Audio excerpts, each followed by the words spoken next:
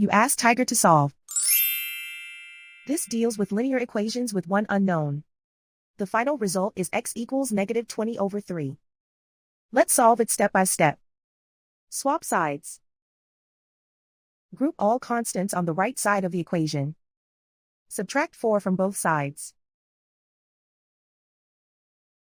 Simplify the arithmetic.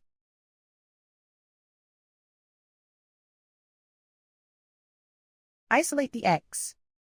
Multiply both sides by inverse fraction 5/3. Group like terms. Multiply the coefficients. Simplify the fraction. Multiply the fractions. Simplify the arithmetic. And so the final result is x equals -20/3.